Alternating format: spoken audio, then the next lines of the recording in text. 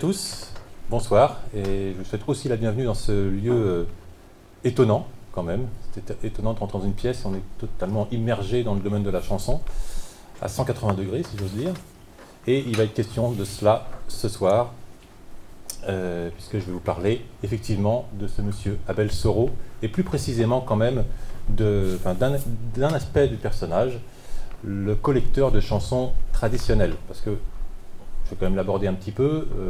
D'autres aspects du personnage mériteraient d'être exposés, débattus et commentés en détail, mais je vais m'en tenir quand même à ce qui intéresse d'abord Dastum 44, ses projets et en gros ce qui est de son domaine de compétences. Voilà.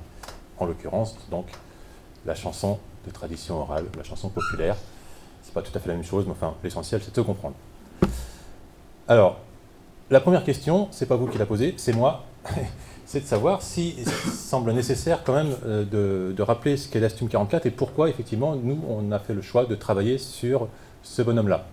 Alors, comme je vois des gens qui opinent du chef, je vais faire court, hein, mais grosso modo, Dastum 44 est une association donc, qui travaille sur le patrimoine oral de Loire-Atlantique. C'est un réseau d'associations qui s'appelle Dastum et une association qui est à Rennes, qui couvre l'ensemble de la Bretagne historique. Dastum est d'ailleurs un mot breton qui veut dire recueillir ou collecter. Et le moteur de cette association, lorsque la première a été créée en 1972, c'était de créer un lieu identifié, notamment pour les chanteurs et musiciens, un lieu identifié où ils pouvaient se rendre pour aller pour trouver du répertoire, pour alimenter leur propre pratique. Qu'il s'agisse de musiciens, de chanteurs, de danseurs, voilà. Et petit à petit, évidemment, l'association s'est développée, est devenue un réseau d'associations sur l'ensemble du territoire de la Bretagne historique. Et Dastum 44 a eu, dès sa création, comme son nom l'indique, une vocation départementale. Création en 1992. Et l'idée était donc de créer, en pays nantais, bon, à Nantes en l'occurrence, un lieu pour effectivement valoriser le patrimoine oral, en tout cas les musiques traditionnelles de Loire-Atlantique, en tout cas recueillies en Loire-Atlantique. Voilà Dastum 44. Pour valoriser ce patrimoine, qui entre dans ce grand ensemble qu'on appelle depuis quelques années le patrimoine culturel immatériel, je ne vais pas abuser de cette expression qui est un petit peu lourde au cours de la soirée, mais bon, on voit bien ce que ça peut être. Enfin non, d'ailleurs, on ne voit pas du tout ce que c'est vraiment le patrimoine culturel immatériel, c'est un vrai fourre-tout, mais grosso modo, le patrimoine oral est une composante du patrimoine culturel immatériel. Et donc, lorsque Dastum 44 s'est créé, c'était d'avoir cette possibilité de consulter, d'écouter pour les archives sonores, ou de consulter pour les archives écrites, tout ce qui avait pu, enfin tout, une partie de ce qui avait pu être fait comme travail sur la Loire-Atlantique, par les collecteurs anciens ou contemporains. Et donc de rassembler d'abord les collectes, que ce soit celles d'un Patrick Bardoul, par exemple, pour le Puy de Châteaubriand, ou de Raphaël Garcia pour l'ensemble de la Loire-Atlantique, ou d'un Christian Lillo, que je vais m'amuser à citer à plusieurs reprises au cours de la soirée, allez savoir pourquoi. Peut-être parce qu'il est dans la salle. Bref. Et donc, petit à petit, l'association s'est développée, j'allais dire tout à l'heure que pour valoriser ce patrimoine, eh bien, Dastum 44 propose différentes animations ou voilà, différents rendez-vous pour mettre en valeur, faire connaître évidemment aussi, mais faire vivre ce patrimoine, parce que c'est un patrimoine vivant, c'est pas un patrimoine figé. Et parmi ces animations, ces interventions, il y a le mode conférence, comme celui-ci. On n'en fait pas tant que ça, mais on en fait quelques-unes de temps d'autres. Et il se trouve qu'il y a quelques mois, on a officiellement validé au sein de l'association un long travail, enfin long, je ne sais pas en fait combien de temps ça va durer, mais en tout cas un travail important sur le fonds Abel Soro. Puisque parmi les grands collecteurs de Loire-Atlantique, il y a ceux qui sont vraiment très connus, notamment dans la période moderne, donc la collecte sonore. J'ai cité Patrick Bardoul, il y a Pierre Guillard, etc., puis d'autres. Mais Abel Soro fait partie des précurseurs en Loire-Atlantique du collectage. Et c'est pour ça qu'on voulait travailler sur lui, parce qu'il n'est pas si connu que ça, en fait, à part d'un petit public de spécialistes. Et qu'en plus, une majeure ou très grosse partie de ces collectes, de ces enquêtes, sont à ce jour encore, aujourd'hui, aussi étonnant que ça puisse paraître, inédites, et sont encore conservées dans des archives, y compris les nôtres d'ailleurs. Et donc l'idée, c'est de faire la synthèse, de rassembler tout ce fonds, de l'analyser quand même, hein, et puis de le retransmettre au public, parce que c'est notre rôle essentiel, sous la forme probable d'une édition anthologique, voilà, un recueil de toutes les chansons recueillies par Abel Soro. Alors on va voir que dans le domaine de la chanson et dans le fonds Soro, il n'y a pas que les chansons recueillies par lui, ça a été évoqué à l'instant, il y a aussi d'autres formes de chansons. Voilà pourquoi Dastum 44 travaille sur Abel Soro pour faire vite. Et qui est en gros Dastum 44. Si vous voulez plus de détails, on pourra en reparler éventuellement après, lors des libations. Bien, rentrons dans le vif du sujet, si j'ose dire, et parlons de ce monsieur Abel Soro, avec première diapositive éloquente, qui pourrait laisser penser que ça commence mal, puisque, à ma connaissance en tout cas, on n'a pas de photo vraiment claire de lui. On ne sait pas vraiment à quoi il ressemblait, sauf qu'on a des photos où on sait qu'il est présent, enfin on a, nous non, mais on savait vers la Société archéologique de Nantes et de Loire-Atlantique, mais on ne sait pas lequel des curés qu'on voit sur la photo, lequel est Abel Soro. Donc, bon, en attendant, faute de mieux, il y a cette silhouette d'Abel Soro. Alors, si on ne sait pas vraiment précisément à quoi il ressemblait, on a quand même, dans un article écrit par Joseph Angot, qui était un ancien élève de Saint-Stanislas, il avait écrit un article dans un ouvrage qui avait été publié pour le centenaire de Saint-Stanislas, et qui décrit, quoique très sommairement, le personnage. Je cite, « Un long et maigre abbé, strictement boutonné dans sa douillette, un visage ascétique, énergique, animé d'un regard impérieux et doux. » Voilà comment il décrivait le personnage physiquement. Et plus loin, il évoque aussi une voix gutturale, mais profonde. Bon. Abel Joseph Marie Soro, comme vous pouvez le voir, né en 1845 et décédé en 1909. Alors on voit déjà que dès le choix des prénoms, si on peut dire, même si ce n'est pas toujours choisi, il y a une forte empreinte religieuse, dès sa naissance, si j'ose dire, qui va évidemment se concrétiser plus tard dans sa vie. Et on sait aussi que ses parents, et notamment sa mère, étaient particulièrement pieuses. Il est né à Paimboeuf, dans une famille d'officiers de marine. Son père, Frédéric Soro, était, comme on dit, capitaine au long cours. C'est important, puisque, entre autres choses, par son métier, le père était souvent absent, et absent sur de longues périodes. Ce qui, évidemment, a aussi entraîné comme conséquence, on ne va pas faire du freudisme à 2 francs 50, mais une très forte présence de la mère, une très forte influence de la mère sur le choix et les orientations de ses garçons. Parce qu'il y a eu 3 garçons. Et il y a eu d'abord Frédéric, l'aîné, qui est décédé jeune, à l'âge de 17 ans. Il est mort à Buenos Aires, en Argentine donc. Et dès que ce fils est décédé, la mère a décidé, ou a fortement incité, avec succès de toute évidence, ses 2 fils, Henri et Abel Soro, à épouser la carrière ecclésiastique. Et effectivement, c'est ce qu'ils sont devenus. Ils ont été ordonnés prêtres respectivement en 1865 pour Henri et 1869 pour Abel. Dans cette partie de mon exposé, je vais assez souvent évoquer les 2 personnages parce que c'est important. Ils ont des parcours très similaires, puisqu'ils ont été également tous les 2 enseignants à Saint-Stanislas pendant très longtemps, vraiment très longtemps, puisque Henri a été enseignant 45 ans à Saint-Stanislas, et 44 pour Abel Soro. Pour dire que l'histoire du lieu, l'histoire de l'enseignement, en tout cas dans ce lieu important dans l'histoire nantaise, est fortement marquée. Alors aujourd'hui, je ne sais pas trop, mais en tout cas, il l'a été pendant très longtemps par la présence des frères Soro, si je veux dire, les frères Soro. Bon. Et je reviens sur le père, qui était donc capitaine au long cours, et on peut dire que par son métier, il l'aura probablement aussi, même s'ils ne sont jamais devenus marins, sans doute parce que la mère a mis son veto, on peut l'imaginer, assez raisonnablement, il aura sans doute donné le goût du voyage, des voyages, et effectivement, ils en ont fait beaucoup, l'un et l'autre. Notamment Abel, pas seulement en France, pas seulement en Bretagne qu'ils ont parcouru dans tous les sens, ils ont parcouru d'autres pays du monde, ils sont allés en Orient, jusqu'en Extrême-Orient, en Inde. On le sait parce qu'une partie de la photothèque, du fonds photographique Soro, est le résultat de ces voyages. Et il se trouve qu'on connaît quand même maintenant une partie des photos du fonds Soro, et beaucoup ont été faites à Nantes et en pays nantais.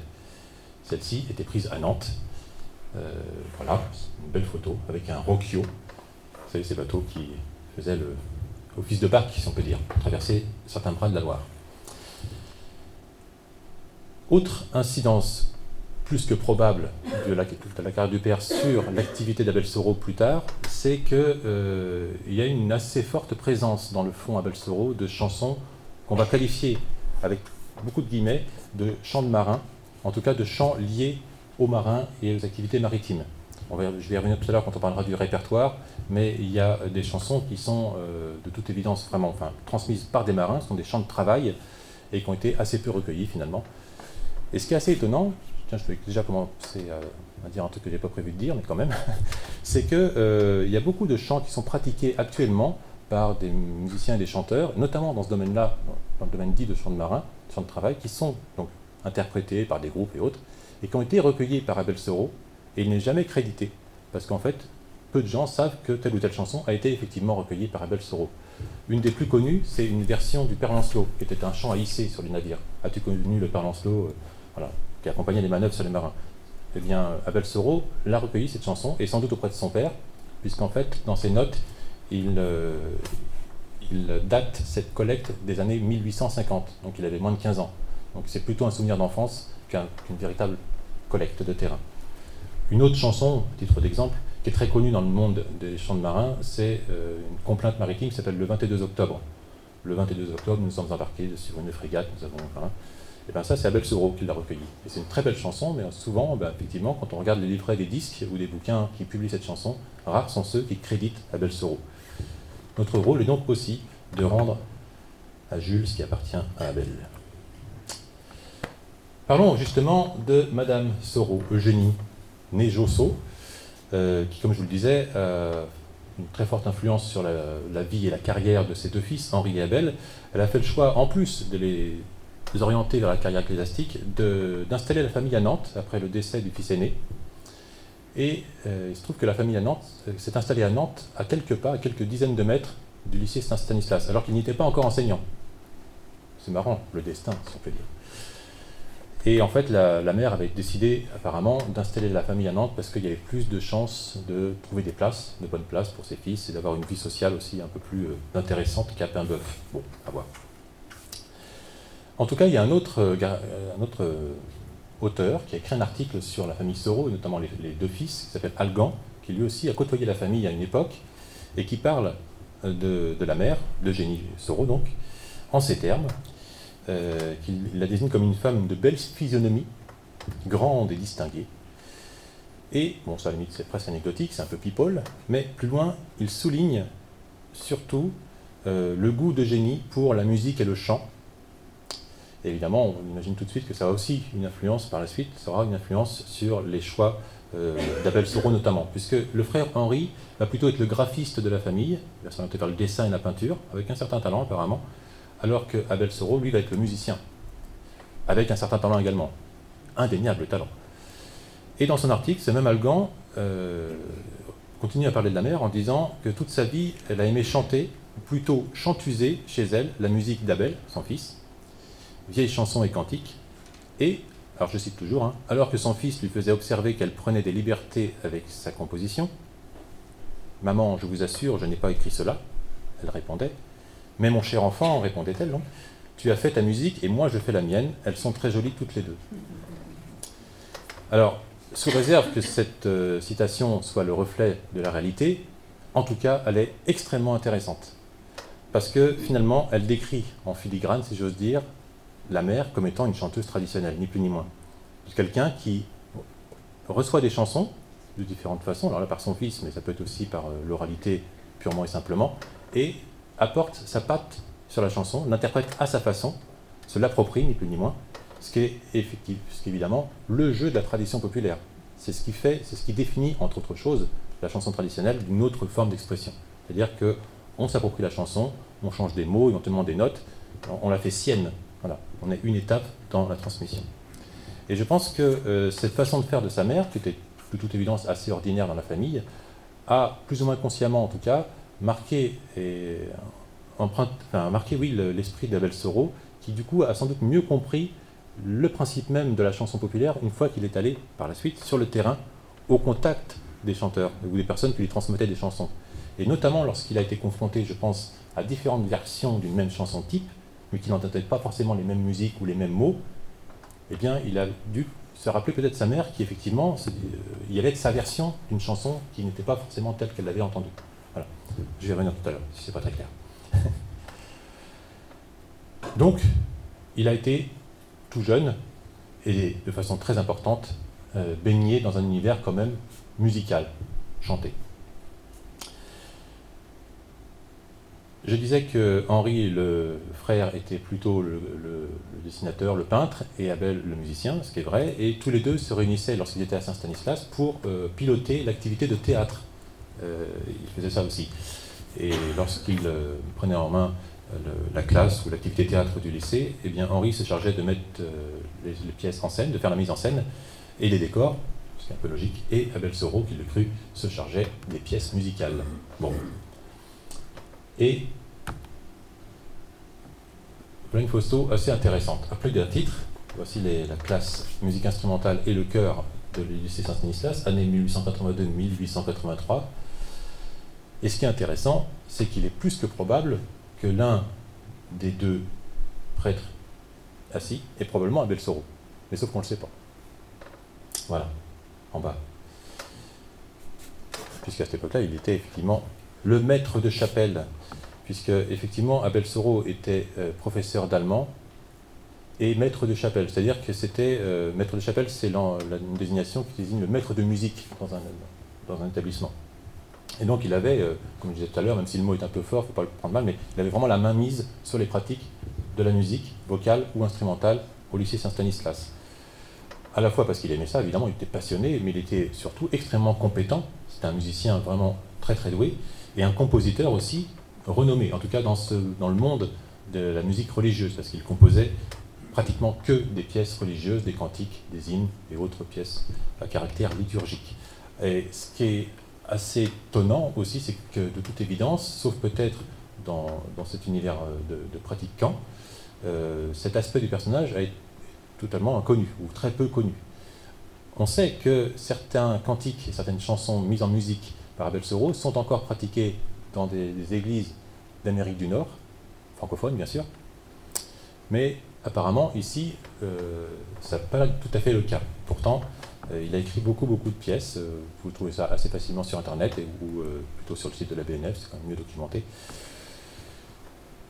Et de toute évidence, il excellait dans la composition de cantiques. Les musiciens aguerris, avertis et renommés soulignaient le travail de qualité d'Abel Soro. Entre autres aspects déjà de ce personnage, avant même qu'il se mette à vraiment aller sur le terrain et recueillir des chansons, c'est qu'il était d'un naturel extrêmement curieux et curieux de tout. Il avait un esprit brillant sans doute, et un collectionneur, naturaliste, archéologue, c'est comme ça que Joseph Angot, que j'ai cité tout à l'heure, le décrivait aussi, un musicien accompli bien sûr. Et il se trouve que cette curiosité un peu tous azimuts l'a amené à parcourir, certes la Bretagne, mais d'autres régions du monde, ça je l'ai dit, notamment pour faire des photos lorsqu'il s'est lancé dans son activité photographique. C'est un grand photographe. On estime le fonds Soro à 4000 clichés quand même, ce qui pour l'époque est assez remarquable. Et pour faire des photos, il parcourait les régions où il décidait d'enquêter, et puis il fouinait, il se baladait, il rentrait parfois dans les cours de ferme, il explorait les ruines, les différents paysages, il allait voir les gens, enfin bref. Et au bout du compte, on se rend compte, lorsque cette activité de photographe est écrite, que finalement, il a absolument le profil du collecteur ethnographe, quoi. Il est déjà dans une activité de collecte. Et je pense que c'est au fil de ces rencontres motivé par la photographie qu'il a commencé à palper, à toucher du doigt la pratique du chant, à rencontrer des gens qui lui ont peut-être, dans différents contextes, chanté des chansons. Et là, il s'est dit, mon Dieu, si j'ose dire, il y a quelque chose à faire. Et alors, vous voyez que les photos, elles sont... même si on n'est pas sûr, dans ce fond-là, de certaines photos, on n'est pas tout à fait sûr que ce soit forcément Abel Soro, mais on peut imaginer que oui. Elles sont quand même de très grande qualité, notamment sur plaque de verre. Là, c'est à Nantes. Le cours de 50 otages, il y a le tramway là qui passe sous l'eau, parce qu'il y a beaucoup plu. Et voilà, on est 7 ponts de l'hôtel de ville, avec la rue de l'Arche-Sèche. Donc là, au-dessus de l'immeuble, à droite, c'est la tour de Bretagne. L'heureuse époque où elle n'existait pas. Cette horreur. Voilà. Et puis, évidemment, il a fait beaucoup de photos à Nantes, il y en a vraiment beaucoup, il y a très belles, des photos notamment prises du sommet de la tour, des tours de la cathédrale, qui sont assez saisissantes. Mais il allait aussi dans les campagnes pour photographier un petit peu tout. Il photographiait beaucoup le patrimoine religieux, que ce soit les églises, les chapelles, les calvaires, enfin, tout. En même temps, c'était sa sensibilité, évidemment, mais pas que. Il photographiait aussi les moulins, les maisons, les gens, assez peu les gens quand même. Certaines scènes quand même. Et j'ai trouvé quand même une petite page d'un cantique composé par Abel Soro, voilà, qui est tout-puissant, nous t'offrons. Quoi, je ne sais pas. Un des rares exemples de publication de ces créations, encore accessibles. C'était publié par les éditions La Bonne Chanson, voilà, 1951. Et puis, on voit bien qu'au fil de ses enquêtes de photographe, il a commencé donc à travailler sur la chanson en termes de collecteur, hein, en plus de son activité de compositeur. Et assez vite, quand même, il s'est lancé dans un projet éditorial. Et ce pourquoi Abel Soro est le plus connu aujourd'hui du grand public, si tant est que le grand public le connaisse, ce qui n'est pas évident, c'est la fameuse édition de ces fascicules intitulés Vieilles chansons du pays nantais, qui sont parus entre 1901 et 1908. Et ce sont en fait des dossiers, des fascicules qui comprennent chacun 10 chansons. Il y en existe 6 qu'il a donc publiées de son vivant. Et de toute évidence, il avait dans l'idée d'en éditer d'autres, parce qu'il y a certaines de ces chansons inédites portent des notes, ceci, chanson temps dans le fascicule numéro 7, chanson temps dans le fascicule numéro 8, ainsi de suite. Donc il avait vraiment dans l'idée de poursuivre son travail éditorial.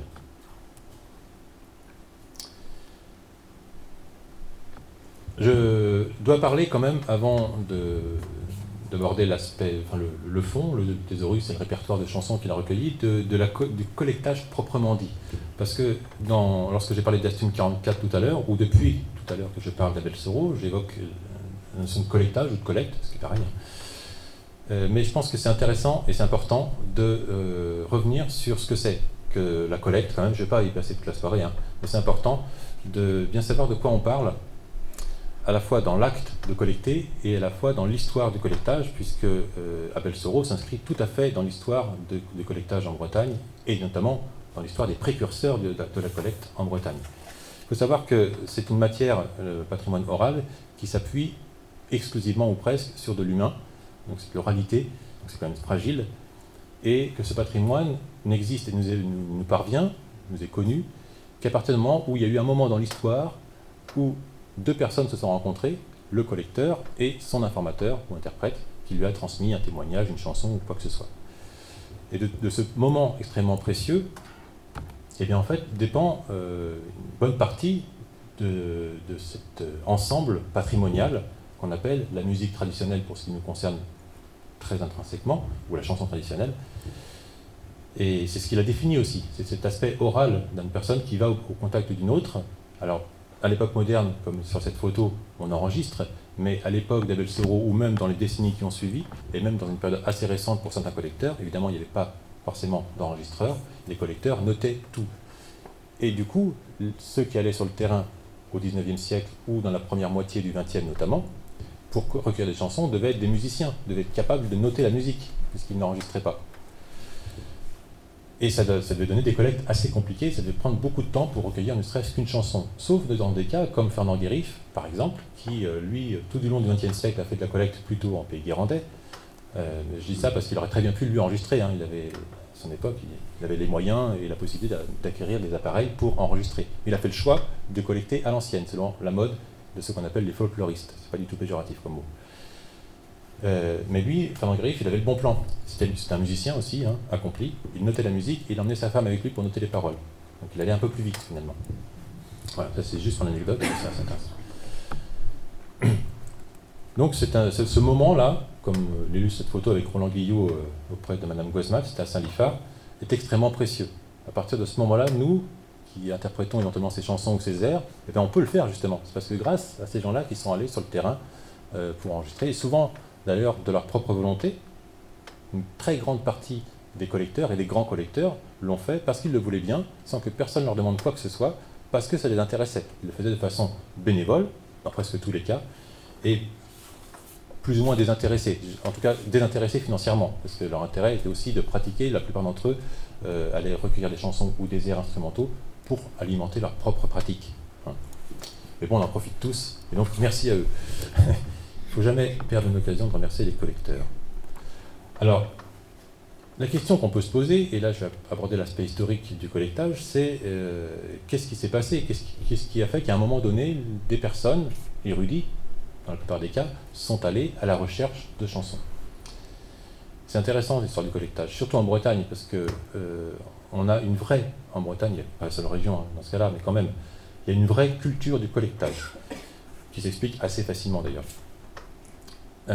Mais les origines du collectage, il faut remonter un petit peu plus loin que le 19e, il faut, à mon sens, remonter au moins au 18e, où, avec notamment la période révolutionnaire, la culture populaire commence à rentrer dans le domaine du possible, du concevable pour les lettrés. C'est plus honteux de parler du peuple et de le montrer, y compris dans les œuvres littéraires.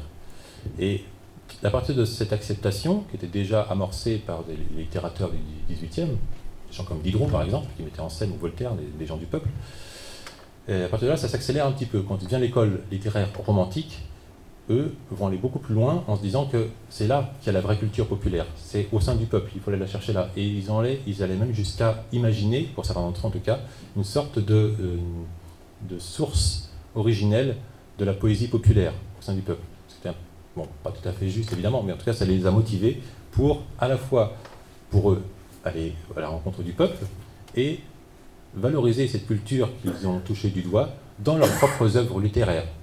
C'est particulièrement vrai pour des grands auteurs comme George Sand ou Gérard de Nerval par exemple, qui ont vraiment creusé la question de façon intelligente, surtout pour l'époque. Et puis, donc là on est bien sûr au 19e, et il y a eu deux éléments vraiment déclencheurs qui vont, en plus de cela, ça permet de décomplexer la culture. Mais ce qui va vraiment lancer l'acte de collectage, c'est deux événements. L'un qui est très breton, c'est la parution d'un fameux recueil, d'un fameux livre qui s'appelle Le Barzaz-Braise, publié par Théodore de la Villemarqué au milieu du XVIIIe, en 1838 pour la première édition, 1845 pour l'édition complète, si je ne m'abuse. Je travaille de mémoire, je ne suis pas sûr, mais c'est à peu près dans ces eaux-là. Et un ouvrage qui va faire sensation dans toute l'Europe, voilà, parce que c'est un recueil de belles pièces, alors pas uniquement en langue bretonne, mais ça va vraiment marquer les esprits des poètes de l'époque, des auteurs de romans, des romanciers, tout ça. Et ça va aussi sans doute motiver les pouvoirs publics, on dirait aujourd'hui, pardon pour l'anachronisme, à s'intéresser aussi à cette culture populaire. Et le deuxième, et le plus important à mon sens, élément déclencheur du collectage, en Bretagne certes, mais en France globalement, c'est la fameuse parce qu'elle est quand même assez connue, enquête dite Ampère Fortoul. Hippolyte Fortoul, qui était le ministre de l'Instruction publique, et Jean-Jacques Ampère, qui était membre de l'Académie française, regardez comme ils sont beaux, se lance dans une grande enquête à l'échelle nationale en France, dans l'idée de constituer ce qu'ils appelaient déjà un recueil général des poésies populaires de la France. Et donc décret paru en septembre 1852. L'idée était d'envoyer des gens sur le terrain ou de contacter des gens qui étaient déjà sur le terrain et de leur demander de faire remonter les pièces qui allaient alimenter ce fameux recueil général des poésies populaires de la France. Et donc il s'est tissé très vite, sous la coordination de Jean-Jacques Ampère, un réseau de collecteurs ou de correspondants qui envoyaient des pièces à Paris, qu'ils recueillaient sur le terrain. Ce qui est intéressant, c'est qu'en pays nantais, il y avait deux correspondants pour l'enquête Ampère Fortoul, Louis-Jacques-Marie Bizel et Armand Guéraud. Que voici. Armand Guéraud qui était un imprimeur nantais, et Louis-Marie Bizel qui était originaire de Blain, qui s'intéressait beaucoup à la langue et au patois, comme on dit. Voilà. Ces deux-là étaient les correspondants en pays nantais. Mais ce qui est intéressant avec Armand Guéraud, c'est que lui était tellement motivé, il avait déjà commencé du travail là-dessus, avant même qu'on lui demande de le faire. Peut-être pour ça d'ailleurs qu'on lui a demandé de le faire, c'est qu'on savait qu'il avait déjà commencé à travailler sur la chanson populaire. Mais parce qu'il avait, lui, son propre réseau de correspondants pour couvrir le territoire. Et un vaste territoire pour le coup, parce qu'Armand Guéraud, il a des correspondants des Côtes d'Armor jusque dans les Deux-Sèvres, pour utiliser les appellations d'aujourd'hui pour ces départements. Et il avait déjà constitué un gros trésor, rien que pour ce secteur, même si la majeure partie concerne la Loire-Atlantique. Donc, ce sont des pourvoyeurs de chansons pour l'enquête Ampère Fortoul, que ces deux collecteurs, notamment Armand Guéraud, et c'est dans cette logique que d'autres vont se mettre au boulot, et Abel Soro va tout à fait s'inscrire dans cette dynamique-là, insufflée en pays nantais par Armand Guéraud. Il est assez probable que Abel Soro, alors, est-ce qu'il a côtoyé Armand Guéraud, j'en doute, surtout alors, il était vraiment très jeune. Par contre, il a eu de toute évidence connaissance de son travail. Ça ne fait absolument aucun doute. Et en plus, il avait non seulement connaissance du travail d'Armand Guéraud, mais il avait connaissance d'une bonne partie de ses informateurs, puisque de toute évidence, Abel Soro, on s'en rend compte lorsqu'on confronte les deux fonds, le fonds Guéraud et le fonds Soro, qu'on se rend compte qu'Abel Soro est probablement allé voir des informateurs du réseau Guéraud. Le meilleur exemple, pour illustrer ce que je viens de dire, c'est une chanson que vous allez entendre tout à l'heure, qui n'a été recueillie qu'une seule fois en pays nantais, et même sur une bonne partie du Grand Ouest, une complainte de fonds très anciens, et on n'en trouve que deux occurrences, c'est à la fois dans le fond Guéraud et dans le fond Soro, c'est rigoureusement la même, elle a été recueillie au même endroit. C'est quand même assez peu probable. Donc on peut se dire que très vraisemblablement, Soro est allé voir les mêmes personnes, enfin pas toutes, mais quelques-unes, ou peut-être simplement a repris les collectes de Guéraud, ce qui est possible aussi. Bon. Donc il avait connaissance du travail d'Armand Guéraud, bien sûr de l'enquête en Père Fortoul, je parle de Soro, de l'identité de certains correspondants, et il avait aussi connaissance du travail de la ville marquée, de la publication du Barzaz-Breiz, puisque il y a une des chansons qui est parue dans un des fascicules où il cite la ville marquée. Il cite une parole de la ville marquée et en plus commente cette propre citation. Et de toute évidence, le travail de Guéraud et le travail de la ville marquée ont été vraiment inspirateurs pour Abel Soro. Et en fait, c'est un peu comme si c'était posé comme la ville marquée locale, quoi. Et, ce qui a d'ailleurs été un petit peu le cas, finalement. C'était pas déconnant. Donc, la toute première génération, on va dire, en pays nantais pour le collectage, c'est Armand Guéraud et Louis-Marie Bizel. Et immédiatement après, Abel Soro, seul. Donc il fait partie des précurseurs, il n'y a aucun doute là-dessus. Mais là où Abel Soro est vraiment un grand précurseur, où il est encore plus impressionnant, si j'ose dire, c'est que lui, en 1903 notamment, il va faire des enregistrements extraordinaires. Il n'y en avait pas lourd à être équipé pour faire des enregistrements à cette époque-là. Et il va enregistrer 5 chansons, notamment à Valette, 3 à Valette, non 4 à Valette et une à Nantes. On le sait, alors on ne connaît pas, on ne sait pas ce qu'ils sont devenus ces cylindres, parce qu'il est enregistré sur des cylindres. Mais on sait quelle chanson il a enregistré parce que dans les publications, dans les fascicules, donc il y a toutes les informations, je vais y revenir tout à l'heure, et à la fin il note rouleau numéro temps, enregistré sur phonographe, c'était ça l'expression, enregistré sur phonographe, chanson numéro temps, rouleau numéro temps. Inutile de vous dire que, comme je dis souvent, ces rouleaux de cire, c'est un peu notre saint Graal, voyez-vous, pour nous. Si un jour on trouve ça, c'est vraiment le trésor du collectage en pays nantais. Et vous voyez comme le hasard fait très très bien les choses, c'est que il y a ici même, dans la vitrine, qui est la première vitrine en fait, le meuble fermé là-bas, vous pourrez voir ça tout à l'heure, c'est assez étonnant, c'est un phonographe, un appareil qui est probablement identique, en tout cas très ressemblant. En tout cas, c'est ce type d'appareil qu'a utilisé Abel Soro pour ses enregistrements. Vous allez voir à quoi ressemblent aussi les fameux rouleaux de cire. Voilà. Et si vous les trouvez, je vous laisse ma carte de toute façon. Tout à l'heure, la chanson que j'évoquais là, qui a été, qui a été recueillie par d'abord Armand Guéraud, a été ensuite réutilisée par Abel Soro. Je l'ai réutilisée parce que bon, on ne sait pas trop s'il l'a effectivement lui aussi collecté auprès des mêmes personnes ou s'il a utilisé la collecte Guéraud. Je pencherai quand même plutôt pour la première option, c'est-à-dire que je pense qu'Abel Soro est allé voir des informateurs que Guéraud avait déjà contactés. Et cette fameuse chanson, c'est une complainte ancienne du Fonds français, qu'on appelle la Blanche Biche, qui a été très rarement recueillie dans les collectes sonores. Elle est consignée dans quelques recueils, mais finalement, il y a très peu de collectes. Et c'est la seule version recueillie dans le coin. Et j'ai demandé à notre camarade Barberine Blaise de venir ce soir pour chanter un petit peu, d'abord parce qu'elle chante très bien, et de chanter la Blanche Biche, parce que c'est quand même c'est un des tubes de la chanson traditionnelle en France, et c'est comme c'est recueilli par Soro. Voilà, pression avec ça. Celles qui vont au bois sont la fille et la mère. Celles qui vont au bois sont la fille et la mère. L'une s'en va chantant, l'autre se désespère. Qu'avez-vous à pleurer, Marguerite, ma chère? J'ai un grand rire au cœur qui me fait pâle et triste. J'ai un grand rire au cœur qui me fait pâle et triste. Je suis filleul le jour, la nuit, la blanche biche.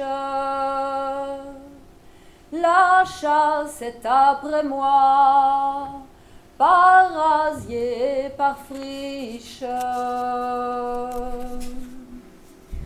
Et de tous les chasseurs, le pire, ma mère m'a mis. Et de tous les chasseurs, le pire, ma mère m'a mis. C'est mon frère René, allez vite qu'on lui dit qu'il arrête ses chiens jusqu'à demain récit. Arrête tes chiens, René, arrête, je t'en prie.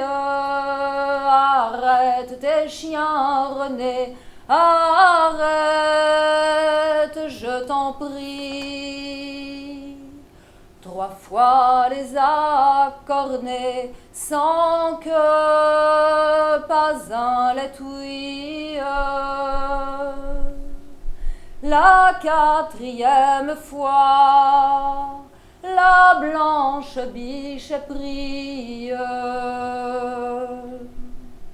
Mandons le dépouilleur qu'il dépouille la bête.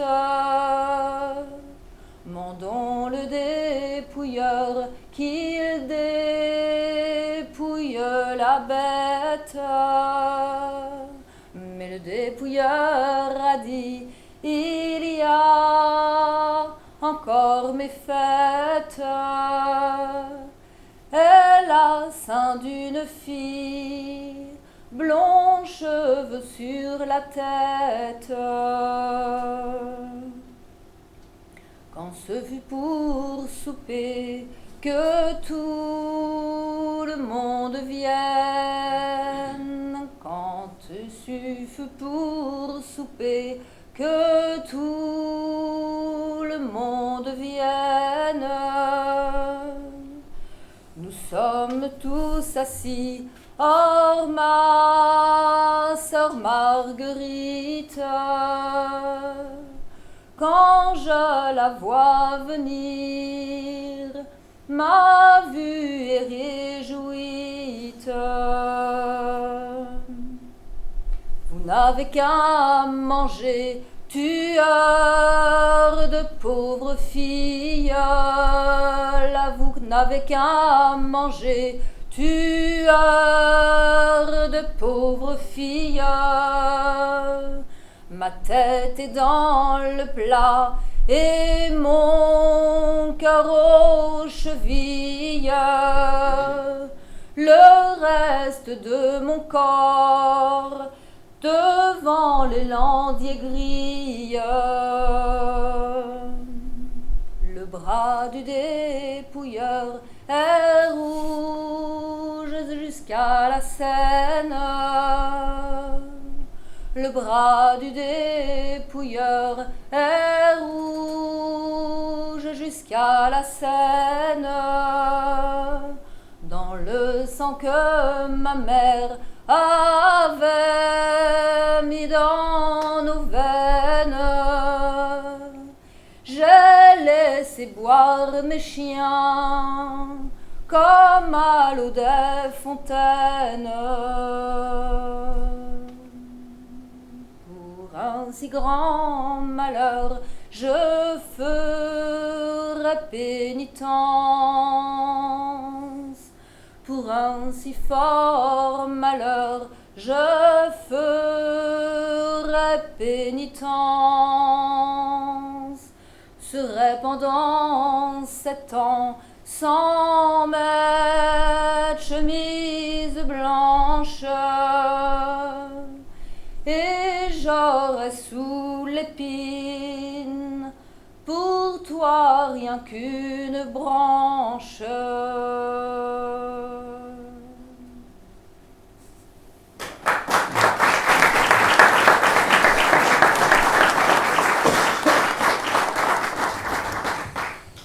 Merci, Marguerine.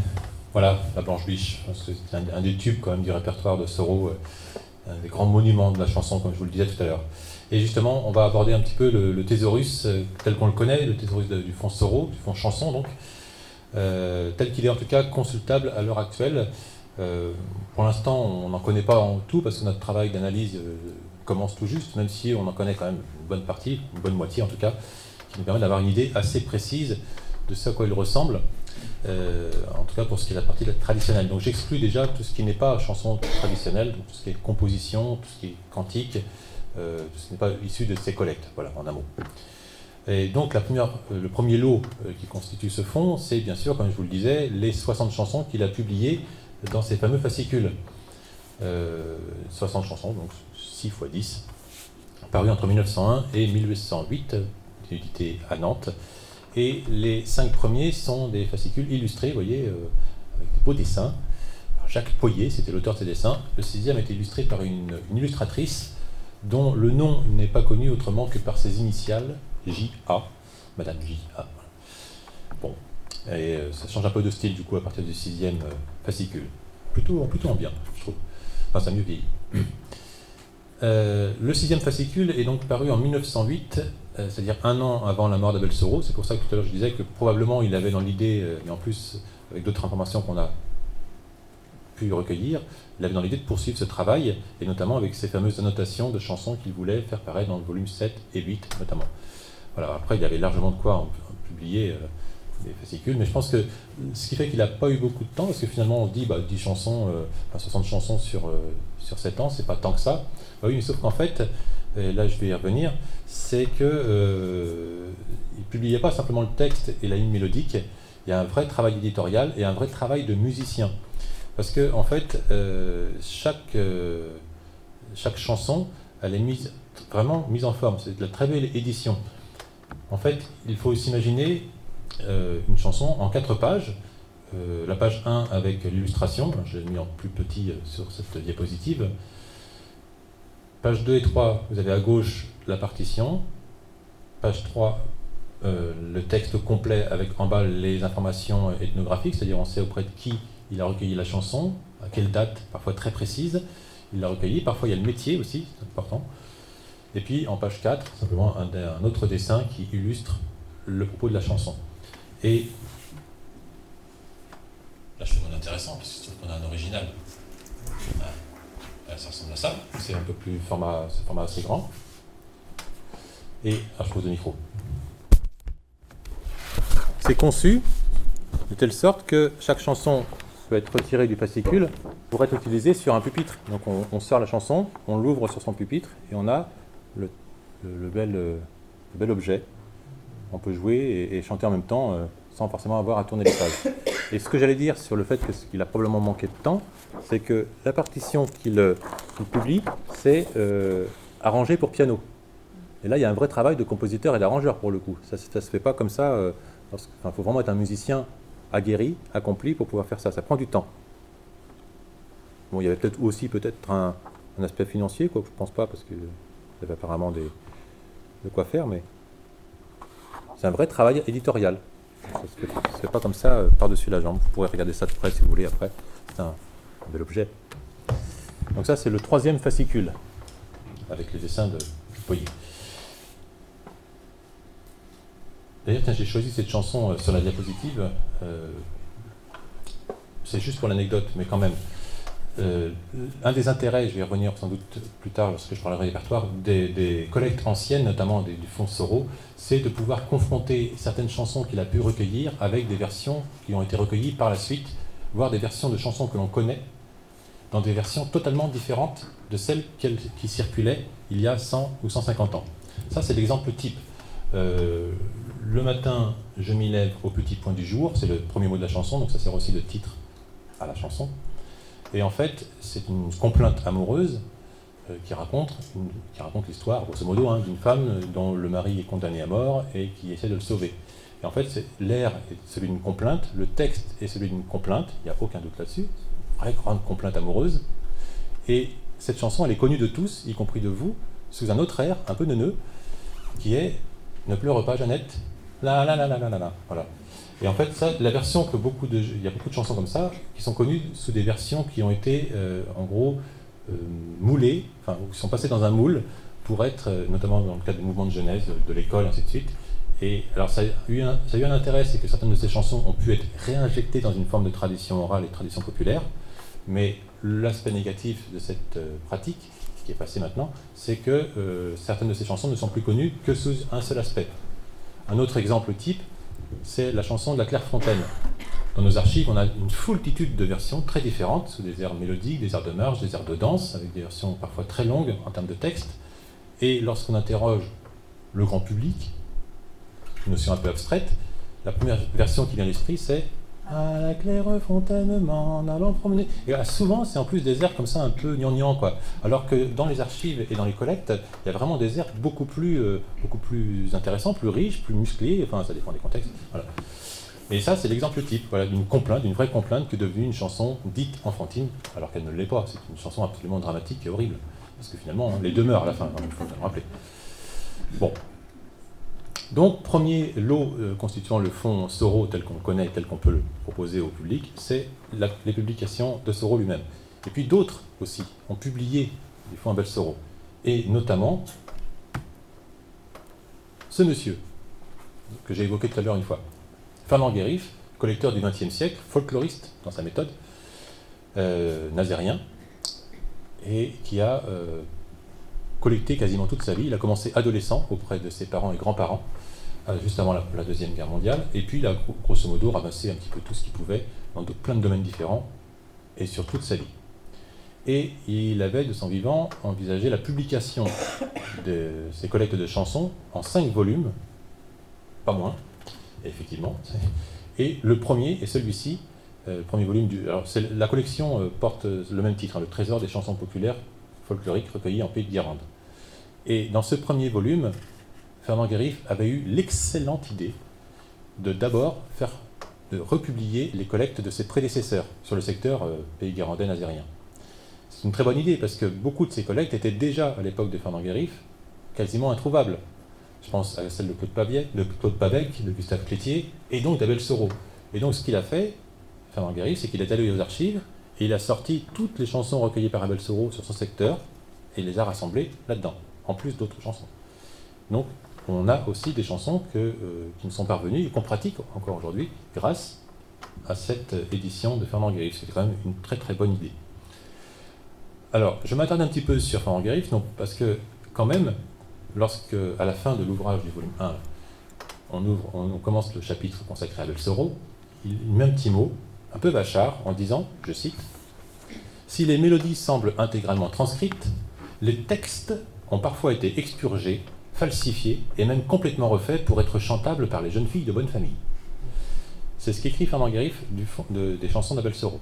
C'est un peu dur, un peu condescendant aussi. Donc c'est très discutable dans la forme, mais dans le fond, c'est très probablement assez vrai. Cela dit, quand même, Fernand Guérif n'est lui-même pas tout à fait exemple de reproche sur cet aspect-là, ce qu'il oublie bien sûr de dire.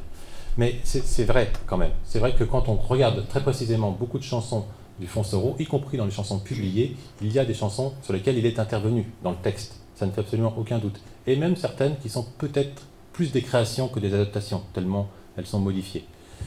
Alors il faut vraiment être assez familiarisé avec ce répertoire pour s'en rendre compte dans certains cas, mais ça ne fait aucun doute parce que certaines chansons qui ont vraiment un aspect au premier degré très similaire à de la chanson traditionnelle standard, avec des coupes qui évoquent vraiment le répertoire populaire, des coupes dans le sens de la construction de la chanson, vous savez, le nombre de pieds, tout ça.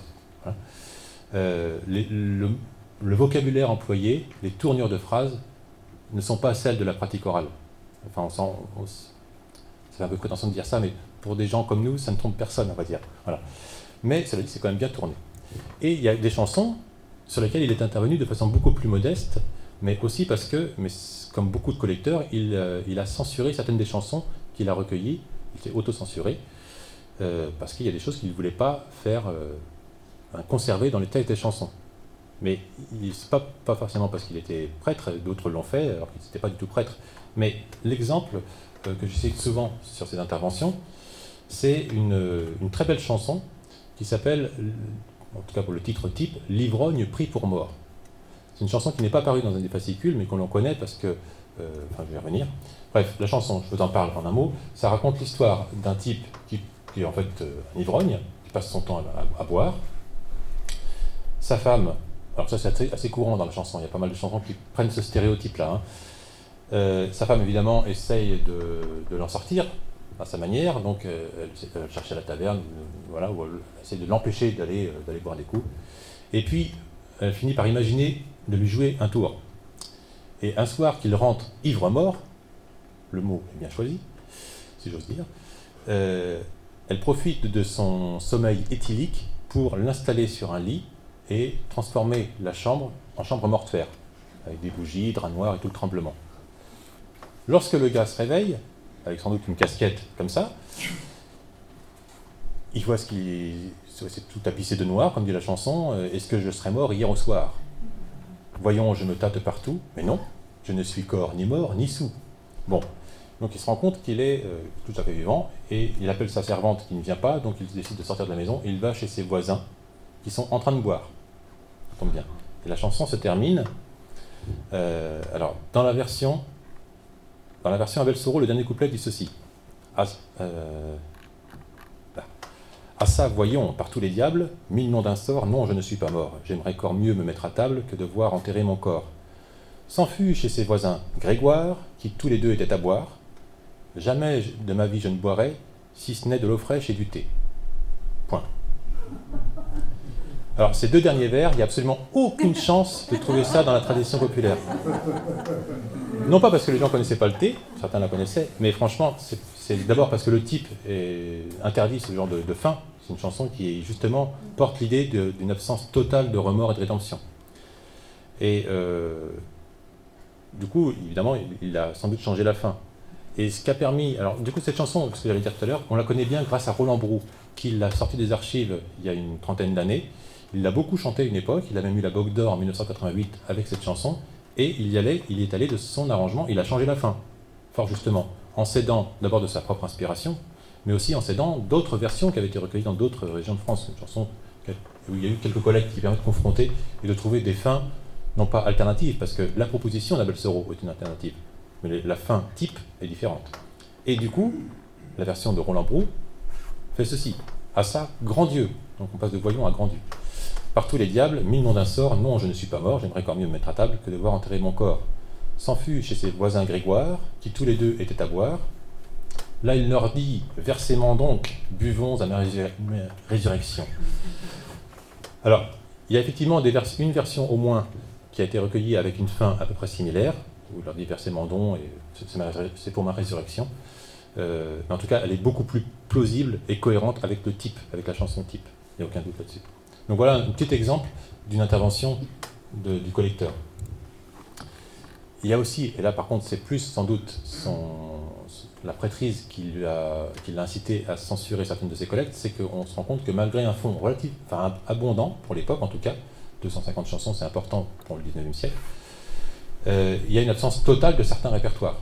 Et notamment toutes les chansons qui s'inscrivent dans cette échelle de valeurs, qui s'inscrivent entre le léger et l'obscène, en passant par le grivois et le gaulois, ce qui sont des étapes un peu différentes, tout ça est totalement occulté. Cela dit, d'autres aussi ont occulté ces chansons-là, sans forcément être des prêtres. Voilà. Lui, évidemment, il pouvait pas publier et retransmettre ce genre de chansons. Il avait une bonne raison de ne pas le faire, en tout cas. D'autres collecteurs n'ont pas fait pour des raisons qui sont peut-être plus discutables que celles que pouvait avoir Abel Soro.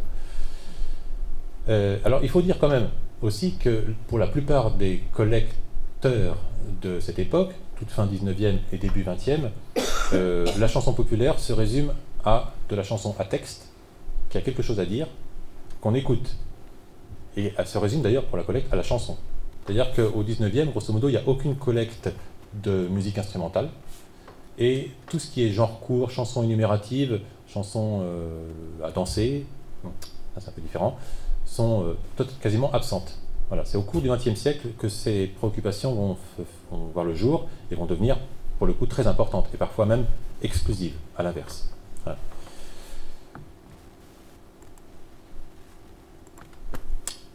Voilà pour le deuxième lot, fond Fernand Guérif. Le troisième lot qui nous permet de compléter un petit peu le fonds Soro, c'est qu'il n'y a pas que Fernand Guérif ou Roland Brou qui sont allés chercher dans les archives, il y a aussi nous. On fait ça aussi. C'est-à-dire qu'on est un centre d'archives, mais on va aussi chercher dans les archives des autres. Et pour les besoins de l'association, parfois, on va sortir telle ou telle chanson parce qu'on sait qu'elle est présente dans le fonds Soro, voilà. Et notamment pour des éditions ou pour d'autres animations, type Chant du tiroir, pour ceux qui connaissent. On avait fait un module sur les collectes d'Abel Soro, ce qui nous a permis de sortir des chansons qui étaient, a priori, en tout cas dans des versions pratiquement inconnues. Donc pour nous, ça nous rend intéressant. Et nous, ça nous intéresse de faire aussi de sortir des versions de chansons qui sortent un peu de celles qu'on entend le plus souvent. C'est ce qu'on attend aussi un peu de nous. Je pense notamment à des chansons une chanson type qui s'appelle Le plongeur noyé. Vous savez l'histoire du gars qui rencontre une fille qui pleure au bord de l'eau. Pourquoi vous pleurez-vous? J'ai laissé tomber ma bague dans l'eau ou mon battoir. Enfin, j'ai laissé tomber quelque chose. J'ai perdu quelque chose. Voilà. Et le gars propose d'aller le récupérer dans l'eau. Tout ça est très symbolique, bien sûr. Il plonge une première fois, ça donne rien. Il plonge une deuxième fois, la bague brille, ou alors il touche les clés des doigts, tout ça. Bon. Et la troisième fois, il se noie. Bon.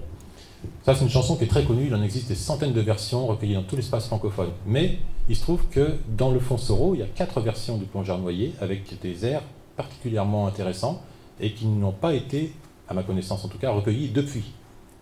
Et ça, c'est des chansons intéressantes parce que d'abord, ça renouvelle un peu le répertoire. Et en plus, autre manque dans le répertoire Soro, c'est l'aspect danse, la préoccupation de la danse. C'est-à-dire que, comme beaucoup de collecteurs à cette époque, il n'y avait pas forcément de conception sur la fonctionnalité des chansons. Je veux dire par là que certaines chansons étaient interprétées pour faire danser, et elles le sont encore, évidemment. Mais lorsque Abel Soro, comme ses contemporains, recueillait ces chansons, il ne recueillait pas la danse qui allait avec. C'était une chanson, voilà, ce qui est déjà très bien. Mais lorsqu'on écoute, lorsqu'on retranscrit les chansons, lorsqu'on les écoute, lorsqu'on les chante, on se dit, mais ça, c'est forcément un air à danser. Et il y a effectivement des airs à danser dans le fonds Soro, sauf qu'à aucun moment, il ne dit, c'est pour danser. Par contre, Fernand Guérif, qui lui connaissait bien le répertoire, lorsqu'il a joué les airs, certains de ces airs du fonds Soro, il a dit, mais ça, c'est un rond, ça, c'est un bal. Dit paludier maintenant. Et effectivement, il y a d'autres airs, lorsqu'on les écoute, on a des rondes de type ronde à 3 pas, on a des airs de branle type maraîchine. Il n'y a absolument aucun doute, c'est tout à fait dansable, il suffit de mettre le bon pulse au bon moment, et on y va, quoi. Poule ma poule, comme on dirait. Bref, donc c'est aussi pour ça que nous, on sort de temps en temps des chansons un petit peu qui sortent des habitudes. Autre contribution, c'est Bernard de Parade. Il faut toujours parler de Bernard de Parade, on en parle tout le temps, parce qu'on travaille beaucoup sur lui aussi. Il se trouve que ce fameux collecteur et passionné de culture populaire bretonne avait travaillé dans les années 70 sur un projet éditorial, lui aussi, qui s'appelait Nantes l'a bien chanté, un titre qu'on lui a piqué d'ailleurs, enfin, on crédite quand même. Et donc il avait dans l'idée de rassembler toutes les chansons qu'il pouvait qui mentionnent la ville de Nantes. Projet que nous avons repris à notre compte, depuis peu là, bref. Et dans le cadre de ce travail, il est allé, lui aussi, consulter, il habitait encore à Nantes à l'époque, les archives d'Abel Soro, et donc a sorti quelques chansons que d'autres n'avaient pas sorties. Voilà. Pas Guérif parce que c'était pas sur son secteur, et pas d'autres parce qu'on n'avait pas forcément l'usage. Donc il y a quelques chansons, voilà, que l'on doit aussi au travail de Bernard de Parade, notamment une très belle version des 30 voleurs, dite Complainte de Mondrin, à tort, parce que c'est une autre chanson, la Complainte de Mondrin. Voilà.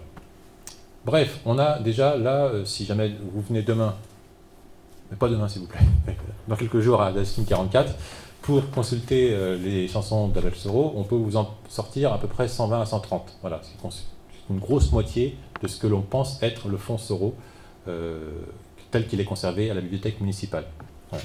Parce qu'il y a un autre fonds qu'on n'a pas, parce qu'évidemment les gens qui pratiquent le chant traditionnel s'intéressent assez peu à ce répertoire, mais il y a beaucoup de chansons dans le fonds Soro qui sont des chansons historiques, historiques au sens très large du terme, des chansons qu'il a recueillies à droite à gauche, de toute évidence, et qui sont vraiment très liées à des événements précis dans l'histoire du pays nantais, et qui ont marqué l'histoire du pays nantais, et notamment des chansons liées à la Révolution, à la chouannerie et compagnie.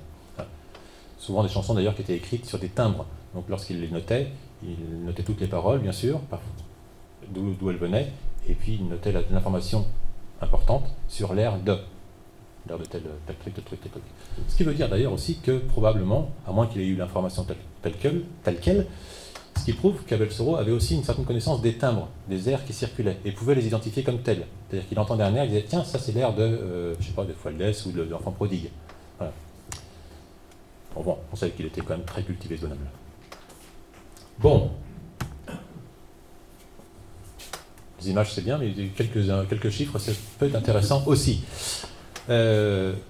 La chronologie, vous voyez que cette période de collecte, la plus ancienne remonte à 1957. Alors j'ai mis un point d'exclamation après cette date du 8 août 1957, parce que ça signifierait qu'il a fait sa première collecte à l'âge de 12 ans, ce qui est peu probable, et donc je reviens sur ce que j'avais dit au début. Pardon ? 1800, ouais. Ah oui, 1800, bien sûr. 1800. Et donc c'est probablement pas une collecte, mais sans doute un souvenir, comme je vous le disais tout à l'heure, souvenir d'enfance, peut-être même que cette chanson lui vient de son père, ou en tout cas de quelqu'un qui fréquentait la famille. Et pour la plus récente à nos yeux, c'est donc une collecte faite à Saint-Molf en 1909, donc il y a l'année de sa mort. C'est-à-dire que, de toute évidence, il avait encore dans l'idée d'aller chercher d'autres chansons et poursuivre son travail d'enquêteur. Je disais que parmi les précurseurs, il était singulièrement précis dans ses informations, puisqu'il notait presque systématiquement, mais en tout cas beaucoup plus que bien de ses contemporains, les noms des personnes, des lieux, les dates, et leur métier dans certains cas. Et donc on sait qu'il a collecté sur 49 communes, ce qui est quand même pas mal, ce qui est même beaucoup en fait, même comparativement à des collecteurs de l'ère moderne, qui n'ont pas forcément fait autant de collectes, même si leur fonds est plus important. Alors j'ai réparti ces chansons, ces communes, dans différents secteurs pour ne parler que de la Loire-Atlantique. Vous voyez qu'il a assez bien distribué il est un petit peu partout, assez peu quand même au nord de Nantes. Voilà, le centre du département, comme souvent d'ailleurs, a été un petit peu négligé. Il a fait un peu le tour, pays de Redon, pays Guérandais, pays d'Ancenis, pays de Briand. Et donc il a été jusqu'en Ille-et-Vilaine, enfin en fait c'est à Grand Fougeray qu'il est allé, donc c'est juste un peu au-delà de la limite départementale. Puis quelques communes qu'on n'a pas réussi à identifier. Alors si vous voulez, on pourrait vous donner la liste des communes, mais ça sera un peu fastidieux. Il n'y a pas la planche, je suis désolé de vous le dire. Mais il y a quand même quelques communes du vignoble, et notamment, évidemment, à Valette, où il y avait de toute évidence des informateurs assez intéressants. Les quelques métiers qu'il a notés de ces informateurs sont assez intéressants à souligner. Donc il y a plusieurs marins, il y a des cultivateurs, forgerons, il y a eu une marchande de crevettes au Croisic, il y a 2 métayères, un pépiniériste, un perruquier, et 2 sabotiers, et un tisserand, et une charcutière. Voilà les métiers que pour l'instant j'ai relevés.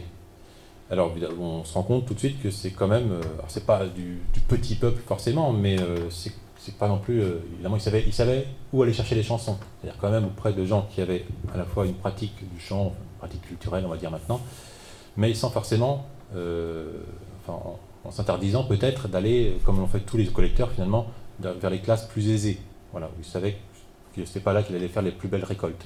Ce qui était vrai à l'époque de Soro, ce qui l'a été encore par la suite. Tous les collecteurs vous diront que c'est pas dans les classes les plus aisées qu'on fait les meilleures collectes de chansons traditionnelles. Ce serait peut-être un peu moins vrai maintenant, à voir.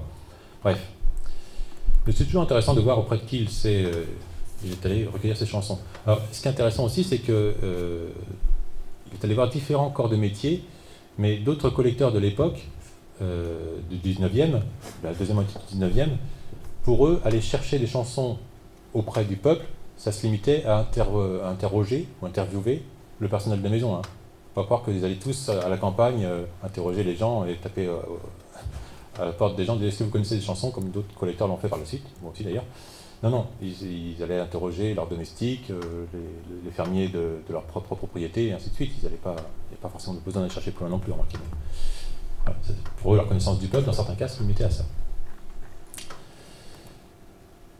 Bien. Juste quand même un petit mot concernant le répertoire de chansons.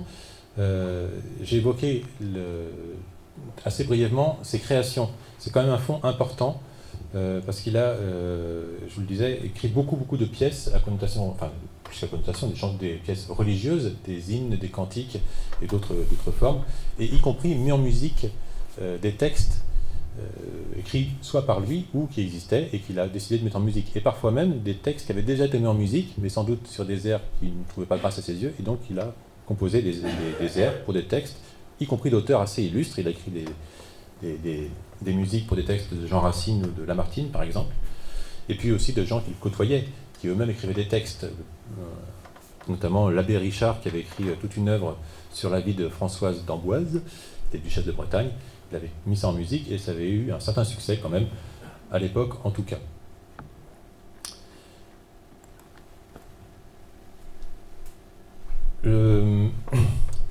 Autre manque dans le fond Soro, je parlais des danses qui ne sont pas identifiées comme telles, il y a aussi une quasi-absence de chansons énumératives, ce qui était pourtant une pratique très importante dans la chanson traditionnelle. Alors, il y a différents types d'énumération, chansons simplement à décompter, vous savez, qui vont de 1 à 10 ou de 10 à 1, ou qui énumèrent des éléments, soit du corps, soit des animaux, enfin, on peut tout imaginer.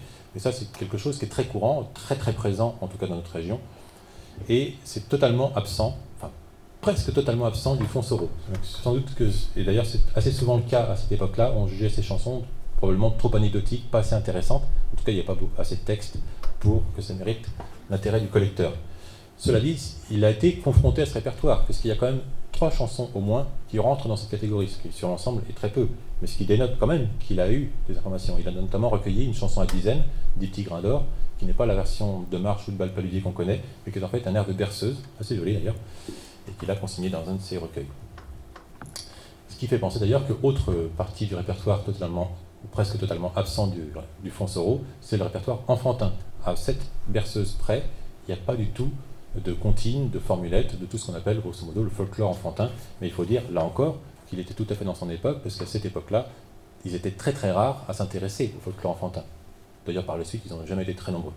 Mais bon, en tout cas, c'est absent. J'ai fait très rapidement une sélection de chansons que j'ai dispersées dans des grands ensembles comme ça.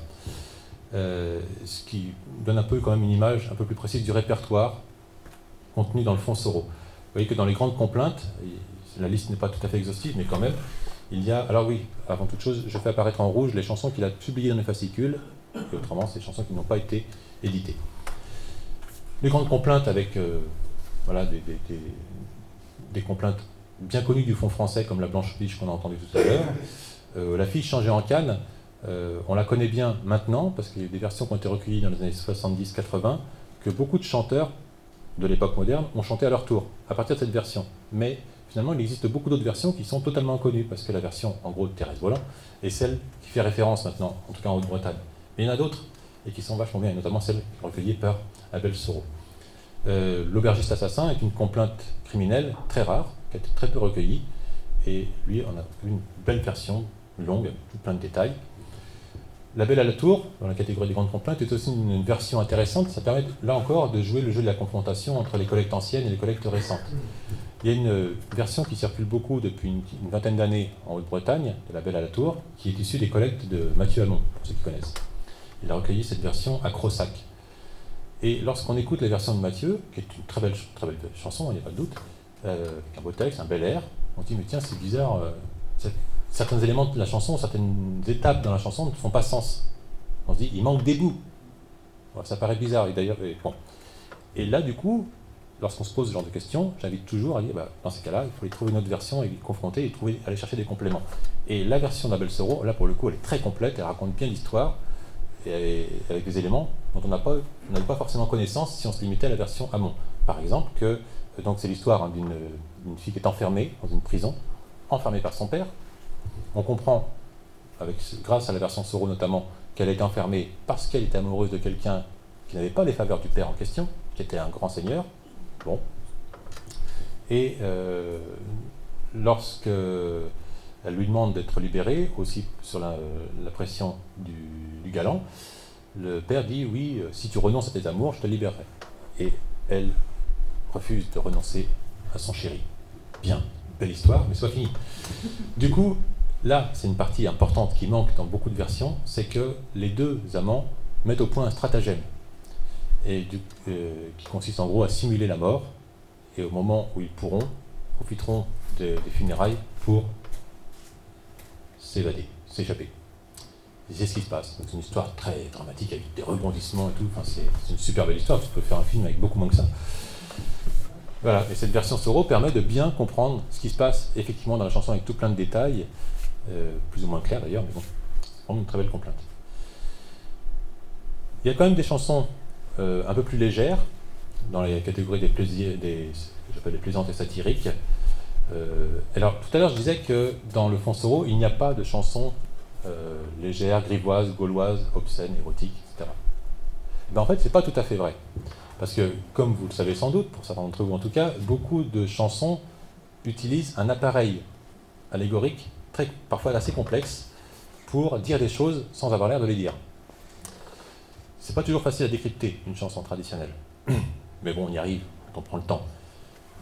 Mais Abel Soro n'avait pas forcément toutes les clés. Et il y a des chansons dont il n'a pas forcément saisi ce qu'on appellerait le double ou le troisième sens, même dans certains cas.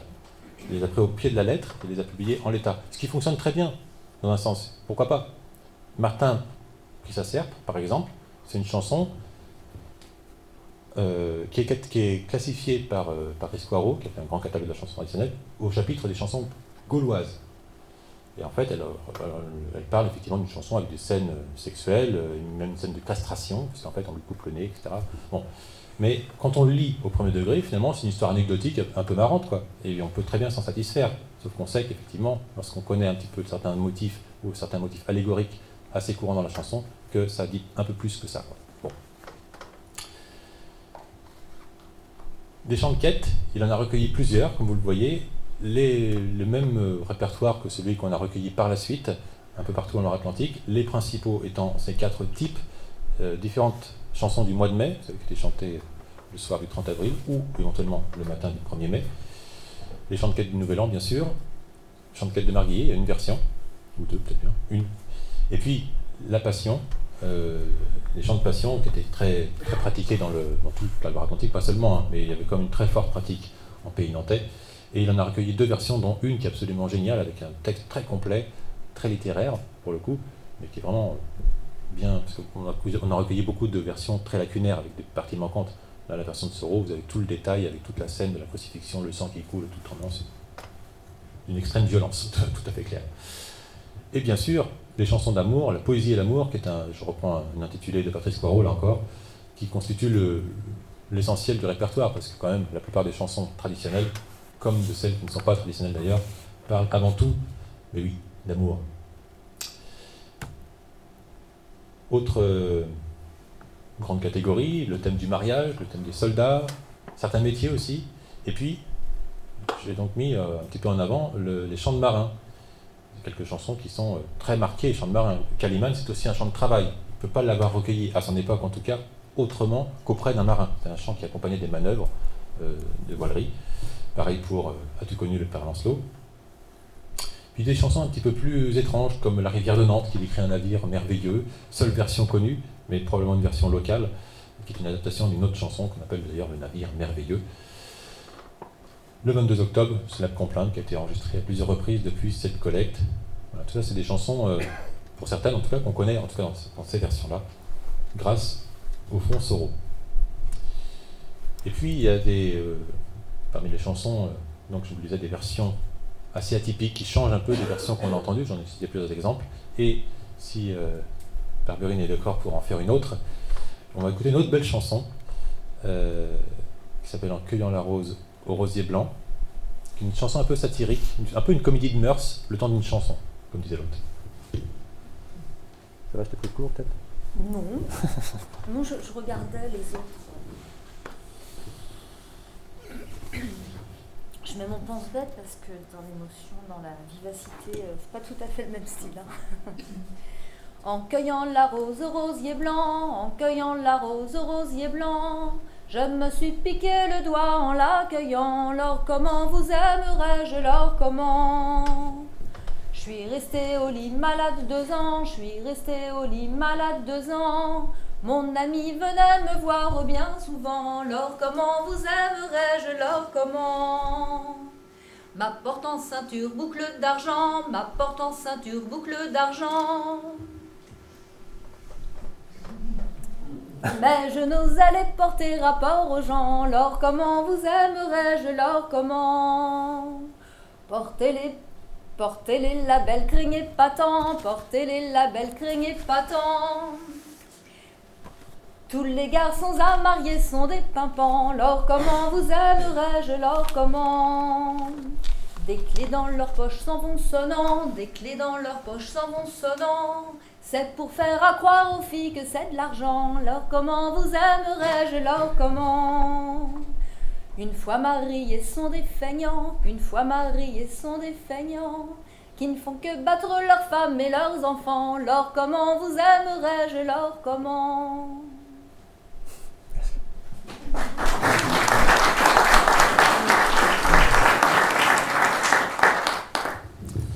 Alors, la question c'est, on peut consulter beaucoup de ces chansons sur papier, mais est-ce qu'on peut effectivement les entendre, à part faire venir Barberine à chaque fois pour chanter? Bah, vous pouvez, hein. Ce sera un plaisir sans doute de chanter. Il y a quand même quelques chansons extraites du Fonds Soro, et je vais terminer là-dessus, qui ont été publiées discographiquement parlant. Alors, voilà, il y a dedans. Par exemple, sur ces disques, on trouve au moins une chanson recueillie par Abel Soro.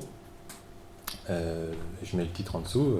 Alors, sur le chant des marins nantais, le 22 octobre est interprété par Catherine Perrier, si je ne m'abuse, super chanteuse. La fameuse chanson de l'ivrogne pris pour mort, vous pouvez l'entendre par Roland Brou sur le disque d'enregistrement de la Bogue d'Or. La Blanche Biche, et par ce même Roland Brou sur son seul album en solo, paru en 1996. Très belle version, mais bon, c'est un grand chanteur.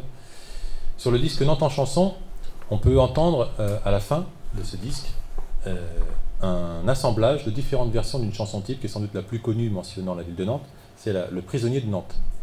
Et il y a un assemblage de 7 ou 8 versions, de mémoire, et l'une d'elles reprend celle recueillie par Abel Soro. Et en fait, si j'en suis d'accord, on l'écoutera, il va vous la faire, le temps de servir le verre. Après, patience. La Blanche Biche, on peut entendre aussi par Sylvain Géraud sur le disque Tradition chantée, les grandes complaintes. Et puis le groupe Emza Berrien, salut Guillaume, qui est là, qui a eu la bonne idée d'enregistrer une super belle chanson, qui elle, par contre, était une vraie trouvaille. Elle a été publiée dans un fascicule, mais à ma connaissance, n'avait jamais été rechantée depuis, sauf par un dastumien qui l'avait chanté à la Bogue d'Or une fois. De la chanson dite de celle qui achète la délivrance de son ami. Un univers assez semblable à La Belle à la Tour, sauf que ça se termine bien. Ça termine bien? Tu te rappelles, Guillaume? Ouais, c'est ça, oui. Elle arrive, voilà, elle paye la caution en un mot. Et puis sur un disque récent paru en 2017 sur le Pays de Châteaubriand, eh bien, on peut entendre la version de La Belle à la Tour, interprétée à la Bogue d'Or, là encore, par Yannick Péniguel. Voici quelques exemples. Il y en a d'autres. Hervé Drian aussi a enregistré une ou deux chansons extraites du Fonds Soro. Mais voilà, pour faire aussi couleur locale. Tout ça, c'est des artistes du coin. Le diable. On n'a pas peur d'être chauvin. Voilà, c'est sur cette note-là que je vais clore mon propos. Si vous voulez en savoir plus, eh bien, on peut ouvrir la foire aux questions, éventuellement. Vous pourrez aussi nous contacter aux coordonnées qui apparaissent là, ou venir nous voir d'ailleurs dans nos super beaux locaux tout neufs, j'aime bien le dire. Et aller voir effectivement sur le net. Alors, soit sur notre blog, vous avez tout plein d'infos et une chanson mise en ligne par jour, pas forcément une chanson de Soro, hein, bien sûr, mais par semaine. Oui, mais je fatigue, mon petit monsieur. Je rêve de Muscadet. Et donc le site de Dastum, la base de données Dastum Media, sur lequel vous pouvez avoir accès si vous êtes identifié à l'ensemble des archives sonores numérisées. Il y a à peu près 120 000 documents sonores sur la base de données. Il y a de quoi s'amuser. Voilà. Alors, si vous avez des questions, eh bien, même pas peur, parce que même si je n'ai pas la réponse, je n'ai pas peur de le dire.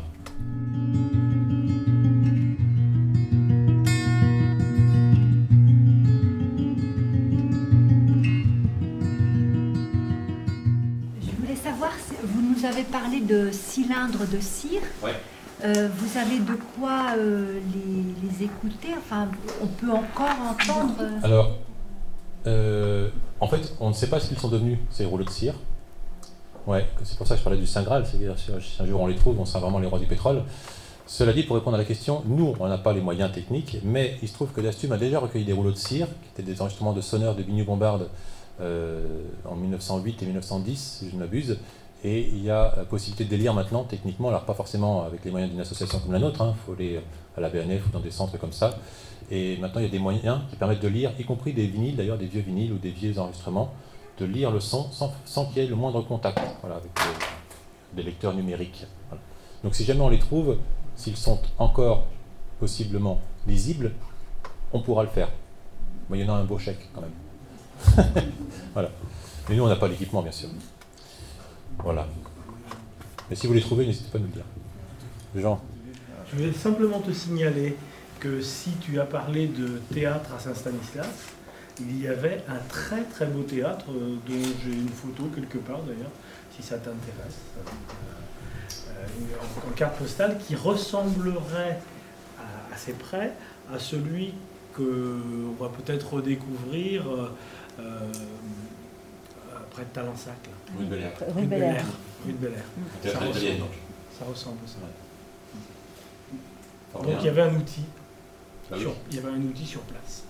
Alors c'est vrai que de toute façon, l'histoire de Saint-Stanislas, je ne me suis pas attardé, d'ailleurs Jean pourrait peut-être faire mieux que moi, mais c'était créé en 1829, ça s'appelait Saint-Stanislas plus tard, mais toute l'histoire de ce lycée a été faite aussi d'aménagement, de construction. C'est un lycée. À la base, c'était juste un petit château, enfin, voilà, un domaine qui s'est agrandi avec des bâtiments, des équipements, et voilà, c'est devenu le fameux lycée-collège nantais que beaucoup connaissent.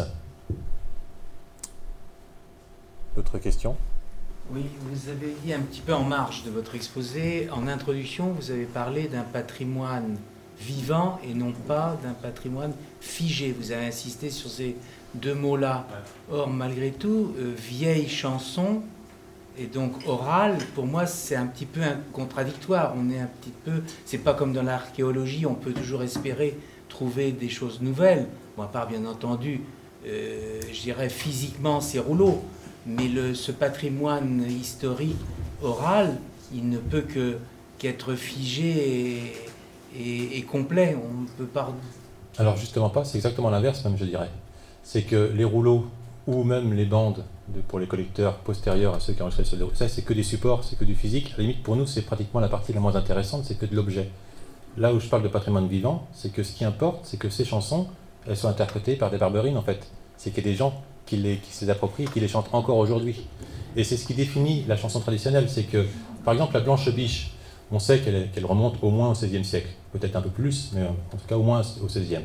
Mais si elle nous est parvenue, et notamment jusqu'aux collecteurs du XIXe, c'est bien parce que des gens l'ont chantée, avec ce fameux principe du bouche à oreille et de génération en génération, pardon pour les clichés, mais c'est un peu ça, et donc c'est bien du vivant. C'est grâce au vivant que ce répertoire nous est connu, et qui est encore aujourd'hui pratiqué. Si je regarde Guillaume qui est au fond de la salle et qui fait de la musique traditionnelle, il monte sur scène. Alors certes, il y a des compositions qu'il fait pour faire danser les gens notamment, mais il joue du répertoire traditionnel et il m'a l'air en pleine forme ce garçon, c'est bien du patrimoine vivant. Mais d'accord, je comprends cette formulation. Ce que je voulais dire simplement, c'est que ce potentiel historique, lui, est figé quand même malgré tout. On peut le faire évoluer ou l'interpréter. Je ne sais pas si je me fais suffisamment bien comprendre. Vous voyez En fait, je ne suis pas sûr de bien comprendre, mais en tout cas, je suis à peu près sûr de ne pas être d'accord. Parce qu'en fait, on trouve encore effectivement des chansons, et en plus, elles sont en mouvement et en évolution quasi perpétuelle.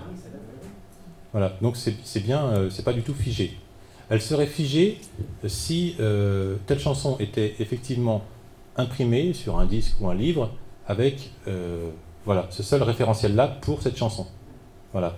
Je suis la partition à la note près, au demi-ton près, le texte au mot près, enfin la prononciation près. Là, elle serait figée. Chacun ferait la même chose. Chacun chanterait à la Clairefontaine avec « Il y a longtemps que je t'aime, jamais je ne... » Voilà. Jamais je ne t'oublie. Oui. Alors, voilà, c'est tout le principe de la chanson trad où on distingue le type, la chanson type, et en fait on ne connaît pas, on ne connaît que des versions de cette chanson type pour chacune d'entre elles. Voilà. Et les versions dépendent des variantes que chacun y apporte. Parce qu'il faut reconnaître que le contexte était très différent à l'époque.